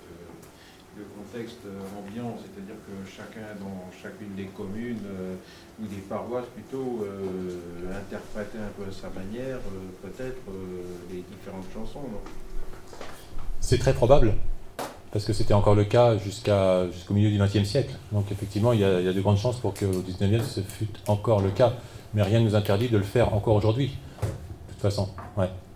Mais c'est tout le jeu, et c'est tout l'intérêt de ce répertoire traditionnel, c'est qu'effectivement, chacun, localement, ou même à titre personnel, c'est pas forcément une question de géographie, peut s'approprier et donner sa patte à chacune des pièces, à chaque air à danser, à chaque chanson, à chaque ce qu'on veut en fait. On a un espace de liberté vachement important dans le trad, c'est ça qui est bien. Je crois que vous n'avez pas parlé d'un aspect typique du vignoble, c'est qu'avant les machines à vendanger, dans les vignes, ça chantait. Les équipes de vendangeurs chantaient, et certainement que des chansons se sont apprises comme ça, et les vendangeurs venaient quelquefois de communes éloignées jusqu'à 20, 30 kilomètres. Il y a eu des mariages qui se sont faits comme ça, beaucoup, et des chansons ont pu s'étendre, voyager de cette façon. Alors, j'en ai pas parlé parce que d'abord je ne connais pas, c'est pas ma partie que de parler de cette sociologie-là, mais ça évoque d'autres sociologies comme les battages, enfin voilà, où les gens se rencontraient. Et en tout cas, ce qui est intéressant dans tout ce que vous dites est intéressant. Mais effectivement, le fait que des gens venaient de plusieurs kilomètres, c'est effectivement des contextes de brassage et d'échange de chansons et de circulation du répertoire. Mais là, c'est à une échelle de éventuellement quelques dizaines de kilomètres, mais finalement, elle n'a pas de limite, cette échelle. Hein. On sait que, notamment dans le contexte militaire, a beaucoup aidé à la diffusion des chansons. Les gens se retrouvaient dans des régiments venant de toutes les régions de France, et donc s'échangeaient du répertoire, trad ou pas trad d'ailleurs. Les meilleures illustrations de cet échange, de ces confrontations, voilà, c'est les cahiers de chansons, des soldats des années 1850 à 1950, où ils consignaient les chansons qui leur plaisaient, et donc ces chansons pouvaient venir de différentes régions, et quand ils revenaient chez eux, ils les interprétaient à leur tour. D'où le fait qu'on peut avoir une chanson notamment qu'on connaît bien en pays d'Anceny, dont la seule version, qui est vraiment très proche, que moi je connais, elle vient du pays lyonnais. Et donc, il y a toute évidence, elle est pas venue comme ça, quoi. Elle n'a pas fait le trajet par l'opération du Saint-Esprit, dans une chapelle. Bon, en tout cas, oui, c'est des contextes où il y avait de l'échange de chansons, ouais, c'est sûr. Même si je ne connais pas, le contexte en question. Je connais assez peu les pratiques des vignobles, je dois dire. Je connais le résultat, un petit peu. Est-ce qu'on peut collecter si on n'est pas soi-même musicien, si on n'est pas soi-même maître, par exemple, de la notation, etc. Sans le moindre doute, surtout aujourd'hui. Voilà, Christian Lillo, un grand collecteur, qui a d'ailleurs pas mal collecté dans le vignoble. J'ai fait pas mal de boulot sur le vignoble à partir de 79 jusqu'à 2000, puisque j'ai eu des belles petites surprises. Alors oui, parce que moi je suis pas musicien du tout, je suis danseur plutôt. Je fais partie d'autres groupes, donc voilà. Et évidemment, j'ai eu l'occasion de côtoyer des gens et de pouvoir les enregistrer. Et j'ai pris tout ce qui se proposait, enfin qu'on me proposait, bien entendu. Et c'est vrai que dans le vignoble, par contre, j'ai surtout trouvé des musiciens en face de moi.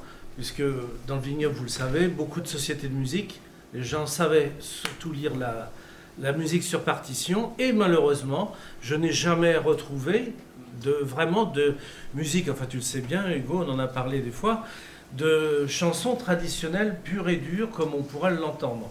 À Valette, ma brave danseuse Raymond Bro, 90 ans cette année, me l'a toujours dit, les chansons qu'ils chantaient quand ils étaient plus jeunes, c'était des chansons de leur époque ou des chansons qu'ils aimaient. Mais de là à dire qu'il y avait vraiment une transmission de chansons de mère en fille, comme on aurait très bien pu le... Je ne l'ai jamais trouvé. Hein. Mais parce que c'est vrai que bon, je m'intéressais certes aussi à la danse, mais je sais que Raphaël avait trouvé une complainte, la complainte de Roduro, c'est ça? Oui. Mais je pense que même lui, il n'a pas dû en trouver beaucoup non plus. Non. Alors, je vais rebondir sur ce que dit Christian, même si je sors un peu de votre remarque et de votre question. Vous avez la réponse? Parce que finalement, là, vous avez la réponse d'un collecteur, donc c'est très bien. J'aimerais aussi avoir votre point de vue. Bah, en fait, je peux pratiquement pas dire mieux que ce qu'a dit Christian. C'est qu'en fait, quand même, l'âge d'or de la collecte, comme on l'appelle, c'est le collectage tel qu'il a été fait depuis les années 60 avec la démocratisation des moyens, c'est-à-dire en gros les enregistrements. Les grands collecteurs, pour la partie que je connais, donc la Bretagne, donc la Haute-Bretagne notamment, qui ont vraiment constitué des fonds très importants en termes de volume, une très grosse majorité ne lisait pas la musique et ne l'écrivait encore moins, de fait. Voilà. Donc c'est vraiment par l'oreille, ils étaient vraiment dans une dynamique de transmission orale, à la fois en tant que réceptionnaire et ensuite de transmetteur. Voilà. Donc ça peut être un outil de plus, mais ça peut aussi être un problème de raisonner trop en musique écrite lorsqu'on fait de la collecte. Voilà. Parce que souvent, ça ne rentre pas tout à fait dans les cases habituelles, quoi. Mais je voulais juste rebondir sur ce que dit Christian, qui était vachement intéressant et que j'aurais dû dire avant. C'est que ce qui rend aussi le fonds Soro, de même que le fonds Guéraud, qui est très important pour le vignoble, ce qui les rend vraiment très précieux, c'est qu'ils ont enquêté dans le vignoble, notamment à Montguéraud, donc ramené beaucoup de chansons, trad, on a eu quelques exemples ce soir, et en fait, assez peu de collecteurs sont allés sur le terrain à partir de la Première Guerre mondiale, dans ce secteur-là. D'où le fait qu'on a un trou temporel entre le tout début du XXe siècle et les collecteurs modernes, tels que Christian ou Raphaël Garcia dans les années 70-80. Entre les deux, on a très très très peu de choses sur le vignoble. Ça veut dire qu'il y a eu de la perte. Et il n'y a aucune raison logique de penser que les gens ne pratiquaient pas, que la chanson avait disparu, ou qu'il n'y avait pas de tradition orale. C'est pratiquement impossible, ça existait partout. Pourquoi ça n'aurait pas existé dans le vignoble? C'est juste que pendant cette période, très longue pour le coup, il n'y avait pas de collecteurs sur le terrain. Et donc si on n'avait pas eu Abel Soro et Armand Guéraud pour faire ce boulot dès le début, dès le 19e en tout cas, eh bien on aurait quasiment un patrimoine chanté traditionnel du vignoble extrêmement pauvre, encore plus pauvre que ce qu'il est. Mais il n'est pas pauvre, hein, il est plutôt bien riche. Donc heureusement qu'ils se sont intéressés à ce secteur très tôt, parce que finalement, sinon on n'aurait recueilli que des polkas et des quadrilles. C'est très bien aussi. Ça va, tu vas pas me taper. Voilà. Oui. Autre question. Dans le Thésaurus, vous avez classé des chansons par pays. Le pays d'Ancenis, le vignoble, le pays nantais, le pays de Châteaubriand. Où commencent les territoires et où finissent-ils? Qui donne, si vous voulez, les contenants de toutes ces recherches? Est-ce que ce sont des reprises de déclinaison de géographes au départ, ou est-ce que c'est vous qui fabriquez vos territoires en fonction de quels critères ça pourrait être? Alors, oui, c'est des appellations qui sont plutôt dans notre fonctionnement. D'abord parce qu'on n'utilise pas l'approche terroir. La terroirisation du territoire est souvent une aberration ou une construction de toute pièce. Donc on a plutôt défini des secteurs, on va dire, culturellement cohérents dans les pratiques, dans les répertoires.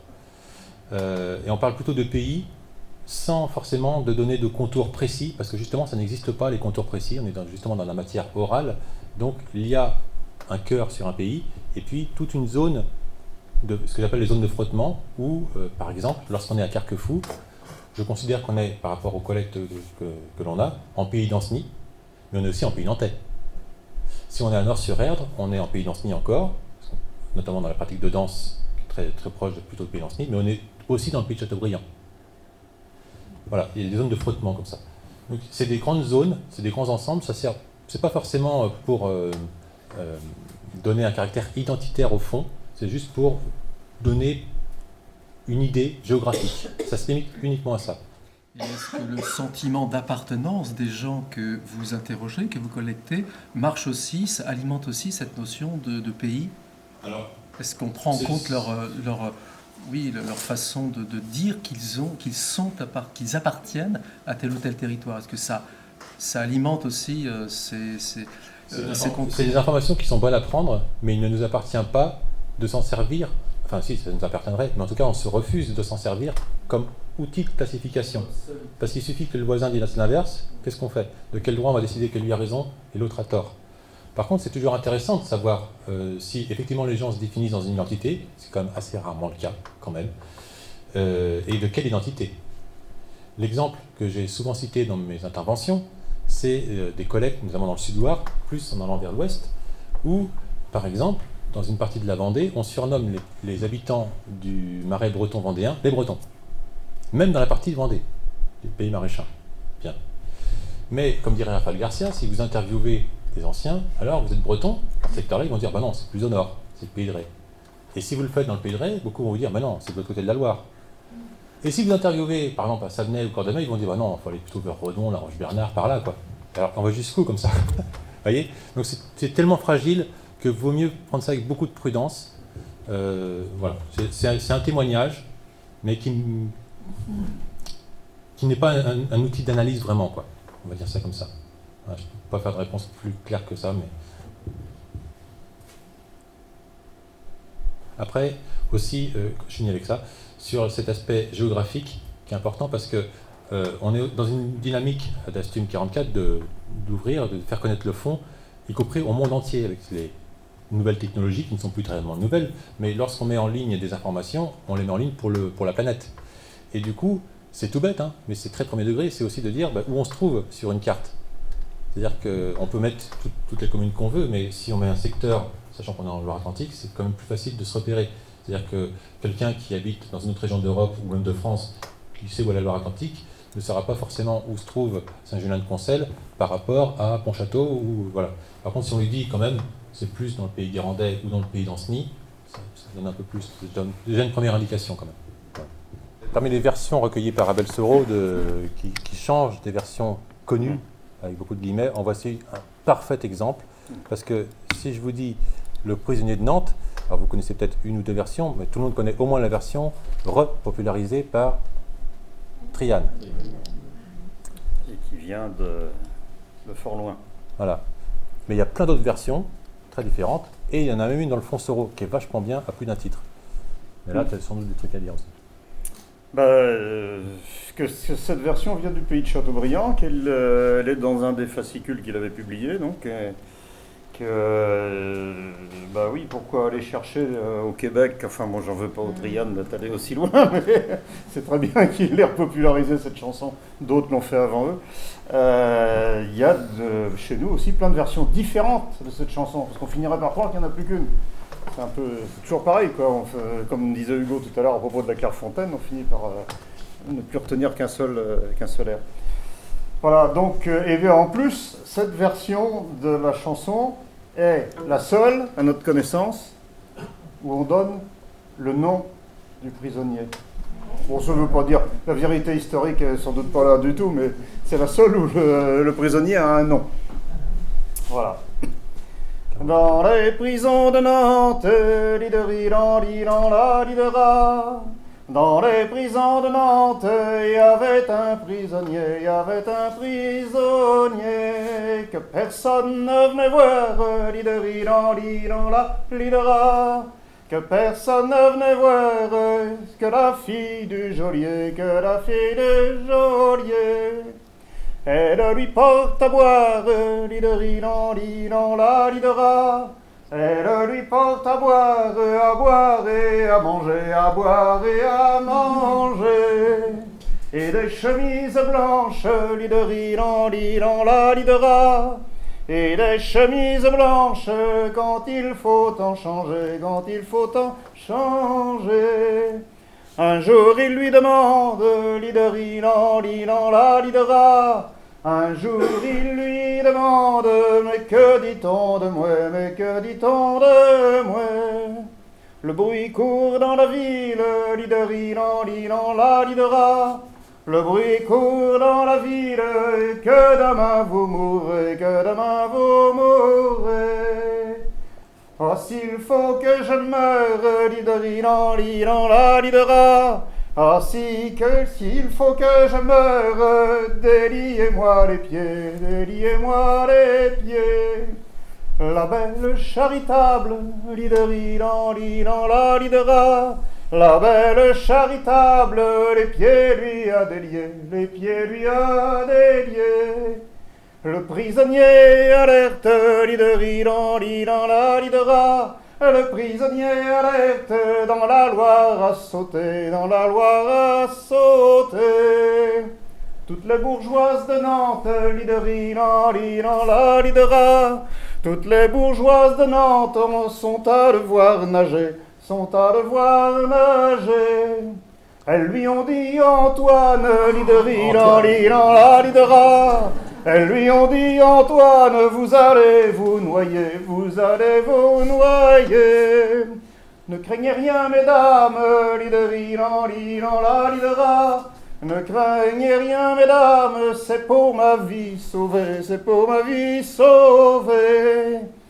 À la première plonge, lideridan, lidan, la lidera. À la première plonge, il a failli se noyer, il a failli se noyer. À la deuxième plonge, lideridan, lidan, la lidera. À la deuxième plonge, la Loire a traversé, la Loire a traversé. Et quand il fut sur les rives, lideridan, lidan, la lidera. Quand il fut sur les rives, il se prit à chanter, il se prit à chanter. Que Dieu bénisse les filles, lideridan, lidan, la lidera. Que Dieu bénisse les filles, surtout celles du geôlier, surtout celles du geôlier. Voilà, on va faire une version courte, on va découper, mais...